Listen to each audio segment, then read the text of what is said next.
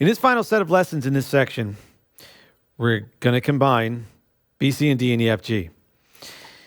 This is very cool that we're getting to this point, because now we can start hearing melodies that are, have a little bit more depth to them because we have more notes. But I think we've proved the point where you can make some pretty compelling music with just downbeats and just one note, two notes, three notes, and stuff like that. But hey, it's definitely more fun to have more pitches to choose from. So let's take a look at the chart here, what we're going to be working with at first.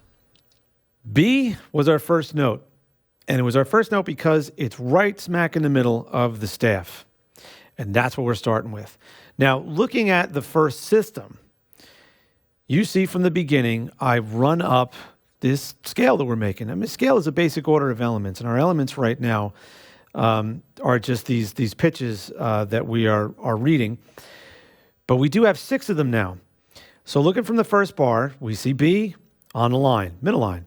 And then we see C on the next space, in this case, the fourth space. Then the next line in the next bar, there's D. The next note on a space within the same bar, the second bar, B3, we see the E. And then we see another note. It's on the next line. And then we see in the next bar, that note above the staff. So in totality, over these 2.5 bars, starting from the beginning, we see that all the notes that we're reading, and they are in succession. They're in this stepwise, they're going in succession of a scale, ascending to be exact. And how do we know they're ascending? Because they're visually going up. That's another thing. The staff visually tells us pitch. If it goes up on the staff, it's going up in pitch, and vice versa. We do have our share of quarter note rests. We do have some half note rests. The whole note rest, again, is taking a rest here, no pun intended. We have 4 systems. We definitely need to be looking ahead. We have a little advantage at the end of the first system because we have a whole note. Take advantage of that. Look ahead. Because you know what? I'm looking ahead not just at that first bar of the second system, but the first 2 bars. Because what do I see?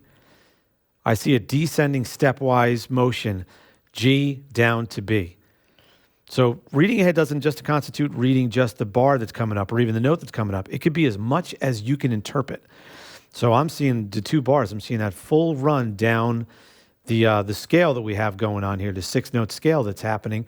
And also I see a rhythmic pattern, half note, 2 quarter notes, half note, 2 quarter notes. So these are things that I'm looking for. These are visual cues I'm looking for when I pre-read something and just, sight reading on the spot. These are all these things come into play. All these little helpful hints come into play to get me from start to finish without missing anything. And of course, if you do, keep going. Okay. That's the concept of what we will be looking at here. And real fast, I know I remind you to go maybe check it out, but just to be thorough, hey, we're playing B, C, D, and E, F, and G. I'm using my first and third fingers. I may change that up, especially during the full band track. At this case, I suggest that you stick with that for now, since we're going in this new zone here, this bigger challenge with 6 notes.